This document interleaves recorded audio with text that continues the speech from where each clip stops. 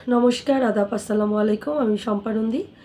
আজকে আপনাদের সাথে আলোচনা করব কাস্টমার বাড়ানোর কৌশল নিয়ে। বিজনেসে কাস্টমার হচ্ছে প্রধান একটা পার্ট। কাস্টমার ছাড়া কিন্তু আমাদের বিজনেস বা উদ্যোগকে এগিয়ে নিয়ে যাওয়া সম্ভব না। তাই কাস্টমার বৃদ্ধি আমাদের উদ্যোগ বিজনেসের জন্য সবচেয়ে বেশি প্রয়োজন। তাই আজকে আলোচনা করছি কাস্টমার কিভাবে আমরা বৃদ্ধি করতে পারি। প্রথমত আমাদের পুরাতন কাস্টমার যারা আছে তাদেরকে আমরা রিপিট কাস্টমার হিসেবে রেখে দিব।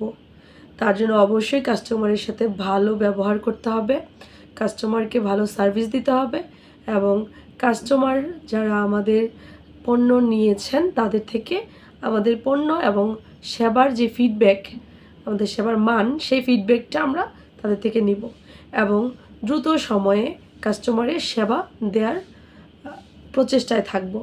এছাড়াও পুরাতন কাস্টমারের সাথে সাথে আমাদের কিছু নতুন কাস্টমার দরকার হয়। নতুন কাস্টমার আমরা কিভাবে পেতে পারি? বর্তমান সময়ে সোশ্যাল মিডিয়ায় বিজনেস পরিচালনা করার সবচেয়ে সুন্দর মাধ্যম।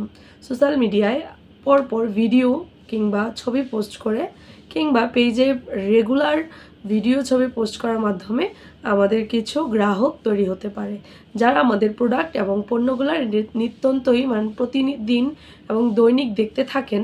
তারাই কিন্তু কখনো না কখনো আমাদের কাস্টমার হয়ে যায়।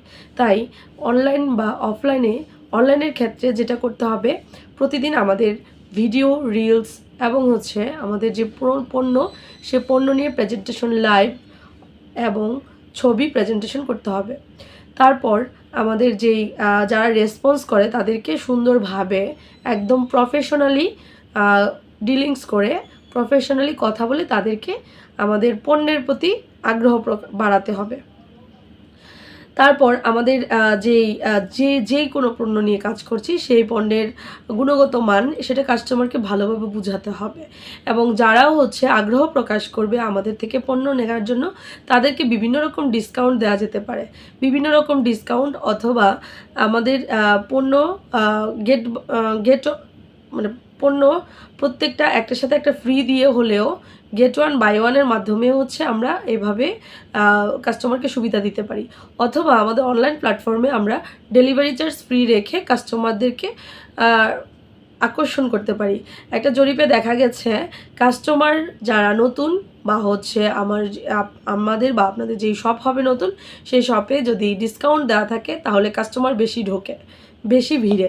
তাই দেখা যাবে যে কাস্টমার ধরে রাখার জন্য অবশ্যই ডিসকাউন্টটা দিতে হবে। আরেকটা কাজ যেটা না করলেই নয়, কাস্টমারকে প্রথমত আকর্ষণ দেখাতে হবে।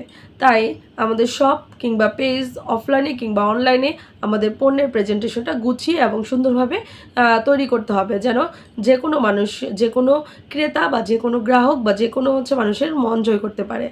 এবং আমার এবং আপনাদের যে সেবার মান, সেবার মানটা কী ধরনের হয় সেটা কাস্টমারকে অবশ্যই জানিয়ে দিতে হবে। কাস্টমার কী ধরনের সেবা পছন্দ করে সে সম্পর্কে আমাদের আইডিয়া নিতে হবে। কাস্টমার যদি বেশ ভালো প্রোডাকশন বা ব্র্যান্ডিং প্রোডাকশন খোঁজে, তাহলে অবশ্যই আমাদের যে গুণগত মান সেটা আমাদের বাড়াতে হবে এবং ব্র্যান্ড আকারেই প্রেজেন্টেশন দিতে হবে। আবার যদি কাস্টমার কখনো ভাইরালের সাথে চলাচল করে, তাহলে অবশ্যই প্রোডাক্ট এবং কাস্টমারের চাহিদা অনুযায়ী দাম নির্ধারণ করতে হবে। কাস্টমার যারা নতুন আছে তাদেরকে অবশ্যই সুন্দর সার্ভিস দেওয়ার পাশাপাশি আমাদের প্যাকেজিং ধারণা সম্পর্কে দারুণ ধারণা রাখতে হবে। প্যাকেজিং নিয়ে যেন কাস্টমার খুব সন্তুষ্ট প্রকাশ করে। কাস্টমার বা গ্রাহক যারাই থাকবেন তাদেরকে পণ্য ডেলিভারি দেওয়ার পরেই যোগাযোগ বন্ধ করা যাবে না। পণ্য যতক্ষণ না পর্যন্ত কাস্টমার হাতে পাবে এবং হাতে পাওয়ার পর সেই ফিডব্যাকটা কীরকম আসে সেটা নেওয়া পর্যন্ত কাস্টমারের সাথে কন্টিনিউ যোগাযোগ বজায় রাখতে হবে। কাস্টমারের সাথে সুন্দর সুসম্পর্ক তৈরি করতে হবে। পুরাতন কাস্টমারের মাধ্যমে নতুন কাস্টমার নিয়ে আসার জন্য অবশ্যই পুরাতন কাস্টমারদেরকে কিছু ডিসকাউন্ট দেওয়া যেতে পারে। কিছু কন্টেন্ট রেডি করতে পারেন, যে কন্টেন্ট বা কন্টেস্টের মাধ্যমে কাস্টমার ধরে রাখা যায় বা কাস্টমার নিয়ে আসা যায়, অথবা স্পন্সরের মাধ্যমেও কাস্টমার তৈরি করা যায়। কখনো স্কুল কলেজ বা কোনো ধরনের প্রতিষ্ঠানে যে কোনো কিছু স্পন্সর করার মাধ্যমে নতুন কাস্টমার তৈরি করা যায়। বিলবোর্ড কিংবা সাইনবোর্ডের মাধ্যমে প্রচারণার মাধ্যমেও প্রচার কাজ সম্পাদনা করলে দেখা যায় অনেক সময় নতুনদের চোখে পড়ে এবং সেই সাথে নতুন কাস্টমার তৈরি হতে পারে।